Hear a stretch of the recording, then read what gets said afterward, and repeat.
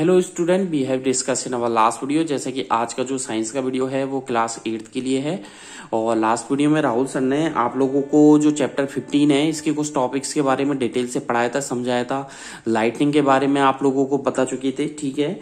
और आज के इस वीडियो में चलते हैं, ठीक है। तो वीडियो को आगे बढ़ाने से पहले I would like to say to all of 8th class student of Kuhu international senior secondary school Gangapur city, घर पे रहें, सुरक्षित रहें, stay at home, safe at home, science को पढ़ते रहें। कोई भी डाउट है राहुल सर से पूछते रहें। तो आज की इस वीडियो में टॉपिक रहेगा लाइटनिंग सेफ्टी। लास्ट वीडियो में लाइटनिंग आपको पढ़ा दिया था। लाइटनिंग सेफ्टी क्या होती है, लाइटनिंग से किस तरीके से सेफ रह सकते हैं हम लोग। तो आपको जब हियरिंग सुनाई दे, ठीक है, मतलब आप लोगों को थंडर सुनाई दे तो आप अलर्ट हो जाते हैं हम लोग और सेफ जगह की तरफ भागते हैं, यानी कि हियरिंग, ठीक है, थंडर, हियरिंग थंडर, THUNDER, ठीक है। तो फर्स्ट पॉइंट है हियरिंग थंडर। जब आपको गर्जना, थंडर मतलब आवाज सुनाई दे, ठीक है ना, is an alert, ALERT, alert to, ठीक है। इससे क्या होता है, अलर्ट हो जाते हैं।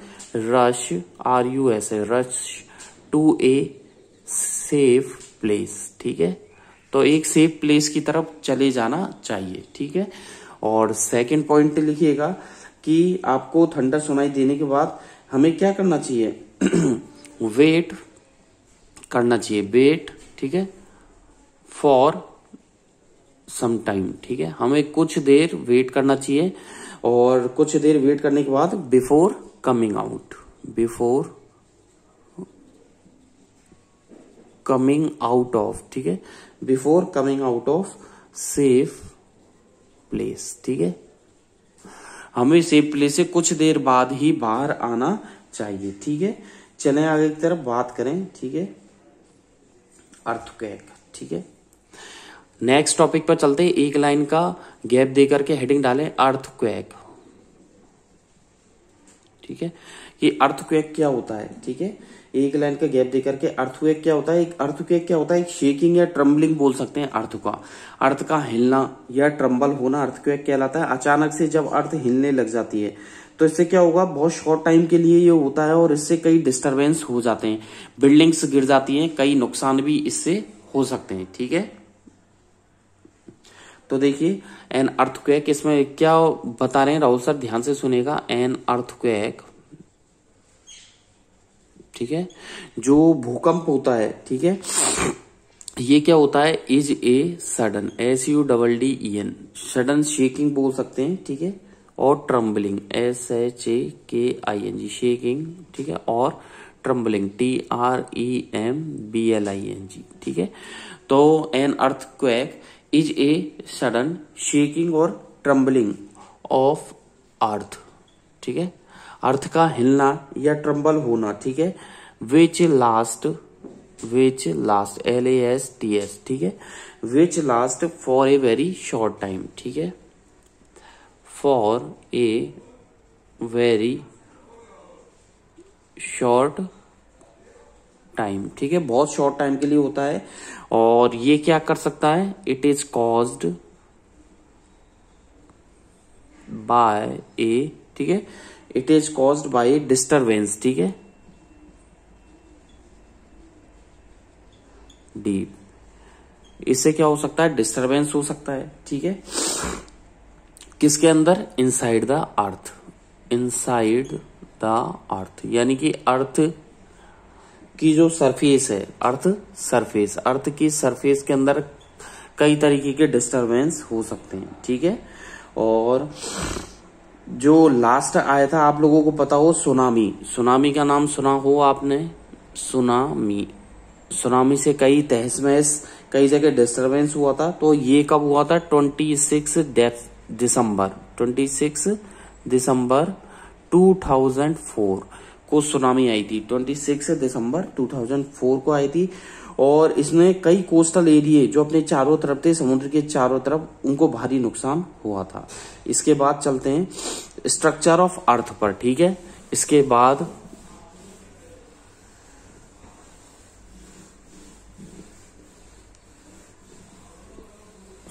चलिए जी, नेक्स्ट टॉपिक है आप लोगों के स्ट्रक्चर ऑफ अर्थ। हेडिंग डालें structure, STRUCTURE, structure of earth, earth के स्ट्रक्चर के बारे में राहुल सर बताना चाह रहे हैं। अर्थ का स्ट्रक्चर किस तरीके से, तो देख लीजिएगा, डायग्राम से मैं समझाऊंगा आप लोगों को।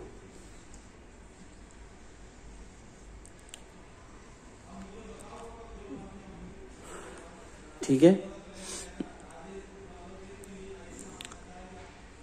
अर्थ के स्ट्रक्चर के बारे में बताना चाहिए राहुल सर आप लोगों को। ठीक है, ये मिडिल पार्ट हो गया आप लोगों के। ठीक है, ये इस तरीके से, और यहां पर देख लीजिएगा, ये अर्थ का डायग्राम बनाने जा रहे हैं सर। देख लीजिएगा, एक एक टॉपिक को ध्यान से पढ़ना है, रीड आउट करना है, अच्छे से समझना है। कोई भी डाउट है राहुल सर से पूछ लेना है। ठीक है, सबसे पहले जो ऊपर की लेयर आती है ये आती है क्रस्ट, CRUST। क्या कहलाती है? क्रस्ट कहलाती है। क्रस्ट के बाद ये अंदर वाली आती है मेंटल, MENTLE। ठीक है, क्या कहलाती है? मेंटल। ठीक है, ये जो है आपके, ये कहलाती है outer core, OUTR, outer core, CORE, outer core हो गई है। आउटर कोर के बाद आ जाइए अंदर वाला जो है ये कहलाएगी इनर कोर। ठीक है, तो देखिए crust, mental, MENTLE, outer core हो गया। ठीक है, आउटर कोर ये वाली, और ये हो गया इनर कोर। ये अर्थ का स्ट्रक्चर है। ठीक है, और जो ज्यादातर अर्थ की जो लेयर है वो एक पीस में नहीं है, यानी कि आउटर मोस्ट जो लेयर है, ठीक है, किसकी? अर्थ की। Outer most layer of earth, ठीक है, इज नॉट इन वन, ठीक है, is not in one piece, यानी कि एक पीस के अंदर ये नहीं है। ठीक है, और इट इज फ्रेगमेंटेड। ये क्या है? It is fragmented, FRAGMENTED, it is fragmented. ठीक है, चलें आगे की तरफ बात करें। ठीक है, रिएक्टर स्केल। ठीक है, नेक्स्ट टॉपिक की बात करें। ये स्ट्रक्चर हो गया अर्थ का। चलिए जी, ठीक है, ये आपने देख ही लिया। रिएक्टर स्केल की तरफ चलते हैं। ठीक है, रिएक्टर स्केल क्या होता है? RECHTER, Richter scale. ठीक है, रिएक्टर स्केल क्या होता है? कैसा स्केल होता है? तो अर्थक्वेक के, पावरफुल जो अर्थक्वेक है उसकी मैग्नीट्यूड को मापता है। ठीक है, the power of an earthquake, the power of an earthquake.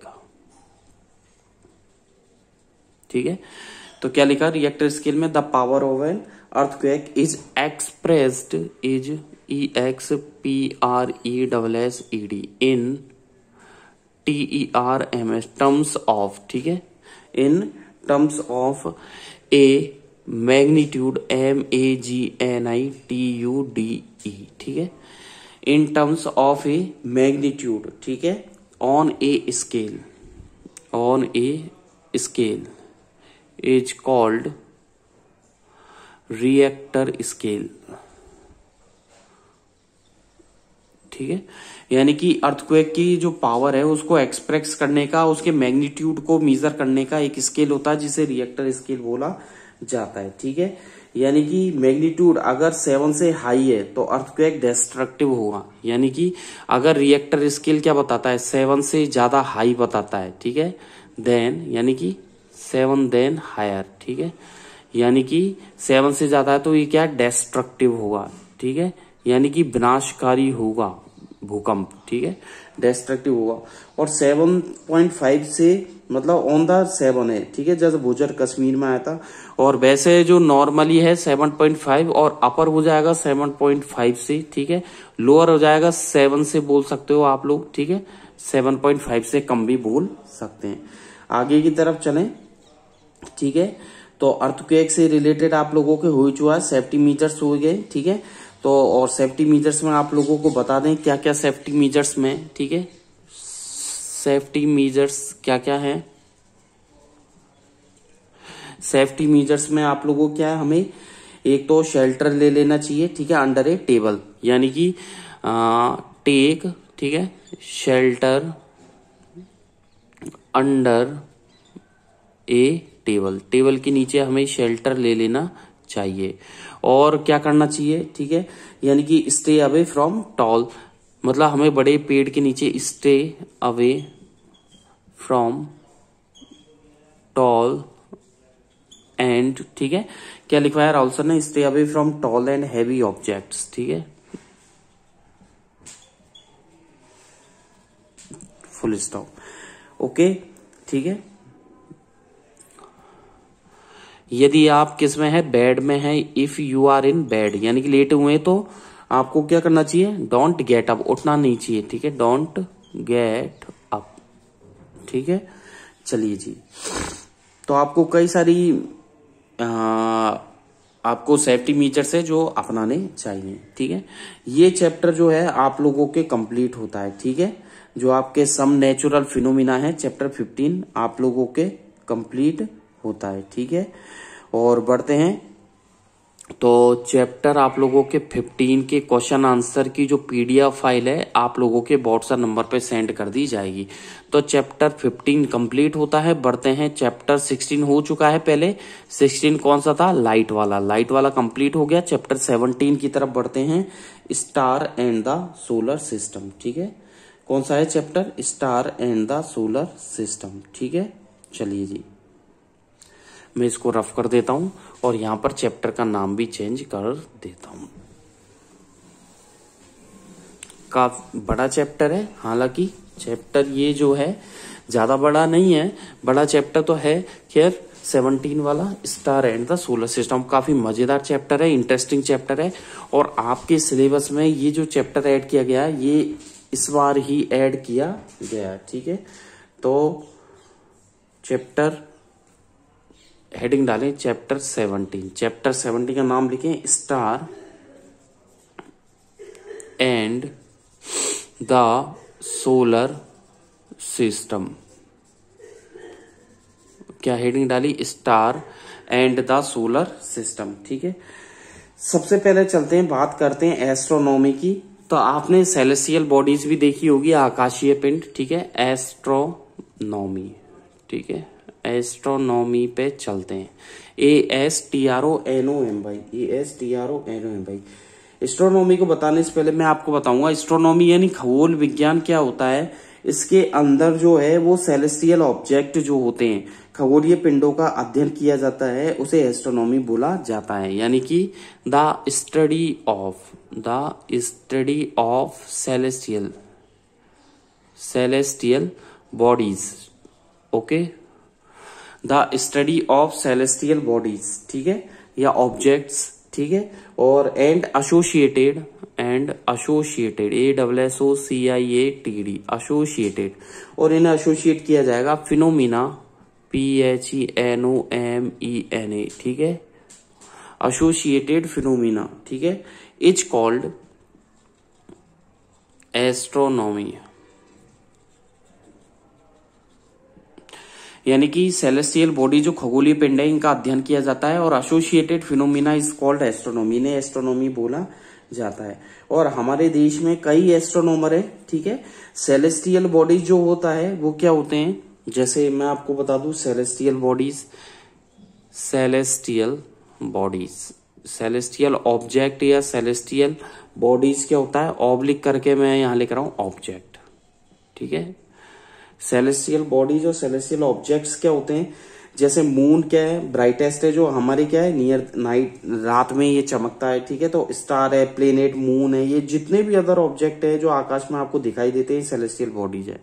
यानी कि द स्टार्स, ठीक है, मून, प्लेनेट, ठीक है। क्या क्या दिखाई दिया, द स्टार, हेडिंग आपने डाली दी सेलेस्टियल बॉडीज या celestial object, star, moon, planet, ठीक है। और एंड मैनी अदर ऑब्जेक्ट्स, ठीक है, और भी कई मैनी अदर ऑब्जेक्ट्स, ठीक है, are seen in the sky, जो आकाश में दिखाई देते हैं, ठीक है, आर कॉल्ड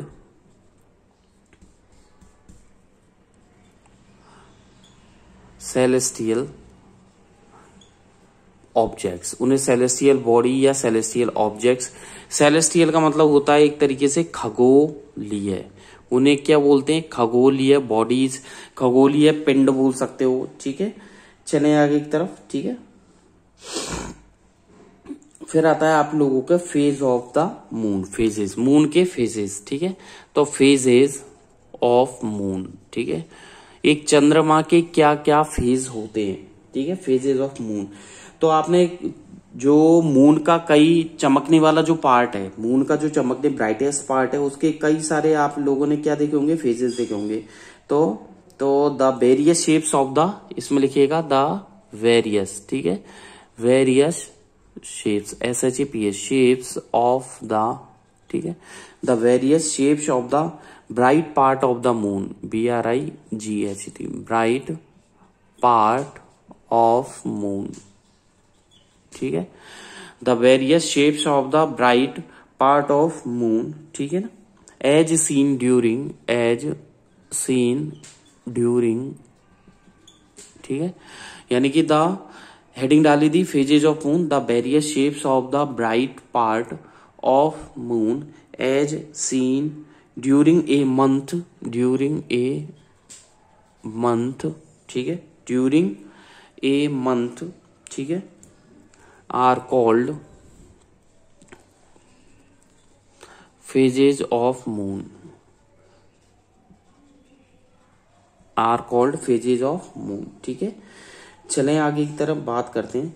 अब मून के जो मून विजिबल कैसे होता है, सन की सनलाइट से मैं आपको दिखाता हूं। ठीक है, तो आपको डायग्राम बना करके यहाँ पर बताऊंगा। ठीक है, कि मून का किस तरीके से यहाँ पर दिखाई देता है। ठीक है,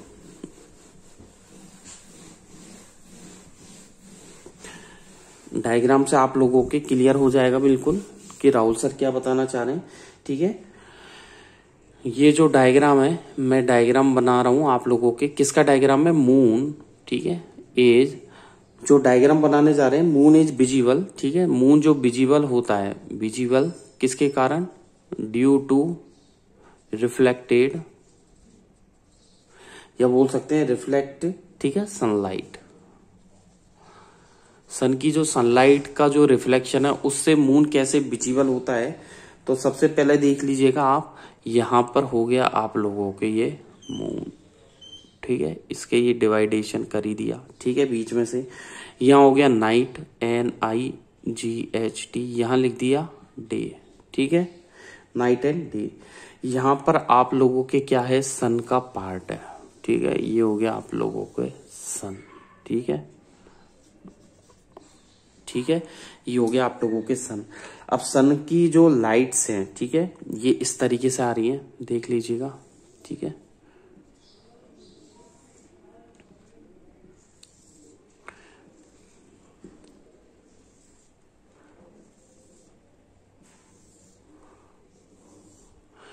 क्लियर है, ये सन की सनलाइट्स है। ठीक है, ओके, सन की सनलाइट्स आ रही है। ठीक है, सनलाइट इंसिडेंट हो रही है, तो होगा क्या, रिफ्लेक्शन कैसे होगा, यहां पर जो मून का पार्ट है एक्चुअल ये रहा। ठीक है, यहां पर क्या होगा, इनका रिफ्लेक्शन होगा और टकरा के इधर की तरफ आएगी ये, मतलब प्लेनेट से। ठीक है, समझे आप, यानी कि सन से जो लाइट चली है उसी का ही तो रिफ्लेक्शन हो रहा है। सन से सनलाइट चली है, तो देखिए मून का जो विजिबल वाला पार्ट है, ठीक है, नाइट एंड डे, तो यहां पर देखिए सन का जो पार्ट, सन की सनलाइट है आ रही है यहां से टकरा करके, और जो रिफ्लेक्ट हो करके वापस जा रही है, तो जिस पार्ट पर वो जा रही है तो वहां पर क्या होगा, डे जिस पर अपोजिट में जा रही है, जैसे ये डे वाले पार्ट से जा रही है तो ये नाइट शो करेगा, नाइट वाले पार्ट से डे शो करेगा। ठीक है, तो यानी कि मून खुद विजिबल नहीं होता, मून सन की सनलाइट की हेल्प से विजिबल होता है। ठीक है, आगे की तरफ देखिए, अदर प्लेनेट्स के बारे में भी आप लोगों को बताया था। ठीक है, और ये चीज आप लोगों के कंफर्म है। ठीक है,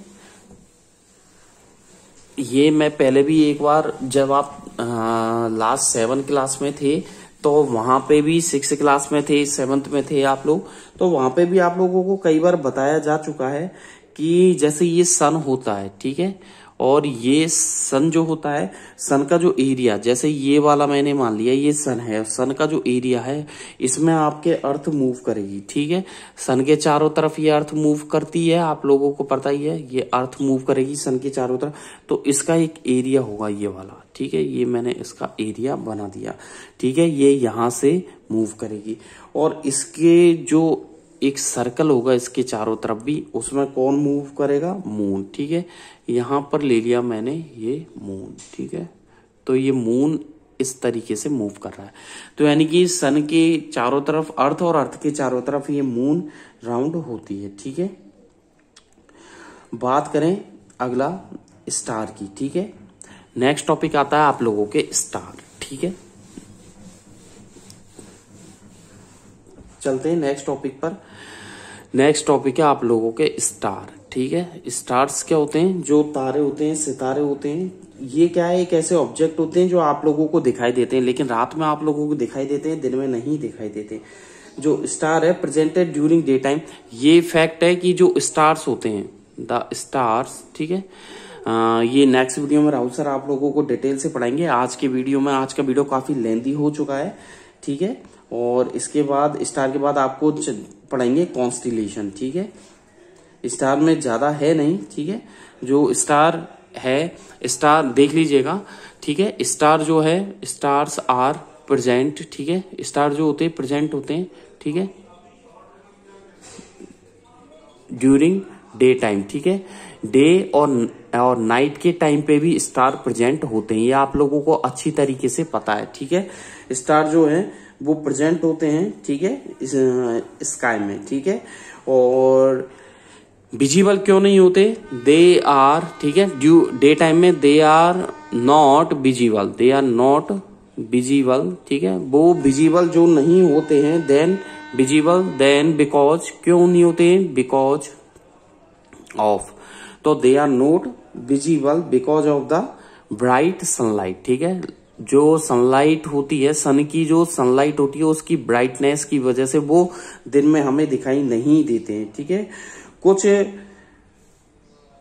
प्रोमिनेंट स्टार होते हैं तो वो हमें दिखाई दे सकते हैं, सम प्रोमिनेंट स्टार्स, ठीक है। सम प्रोमिनेंट, कुछ प्रोमिनेंट स्टार्स होते हैं, या और एक ग्रुप ऑफ स्टार होता है, ठीक, ग्रुप ऑफ स्टार्स, तारों का एक समूह जो होता है, वो हमें क्या होता है, इन द डे, ठीक है।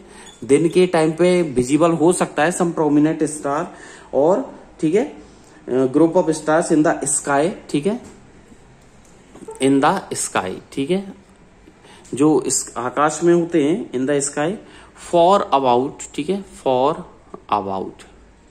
जो प्रोमिनेंट स्टार होते हैं वो 2 आवर्स या उससे ज्यादा के लिए हमें दिखाई दे सकते हैं, ठीक है, और मोर, ठीक है, फुल स्टॉप। इसके बाद देखिए कि स्टार जो होते हैं वो ईस्ट टू वेस्ट मूव करते हुए दिखाई देते हैं, द स्टार्स, ठीक है, द स्टार्स मूव, ठीक है। जो स्टार होते हैं वो अपीयर टू मूव, ठीक है, appear to move, APPEAR, appear to move from, ठीक है, ईस्ट डायरेक्शन या ईस्ट टू वेस्ट, आपको पूरब से पश्चिम की तरफ दिखाई देते हैं। The stars appear to move from east to west, ठीक है। तो स्टार्स के बाद नेक्स्ट टॉपिक आता है आपके कॉन्स्टिलेशन, ठीक है। अगला टॉपिक है, 2 लाइन का गैप देकर के हेडिंग डालें, CONS, कॉन्स्टिलेशन, CONSTELLATION, कॉन्स्टिलेशन आपके वीडियो का नेक्स्ट टॉपिक रहेगा। नेक्स्ट वीडियो में राहुल सर इसे डिटेल से बताएंगे। आज की वीडियो में बस इतना ही। Thank you, bye bye. घर पे रहें, सुरक्षित रहें, साइंस को पढ़ते रहें। Thank you, bye bye.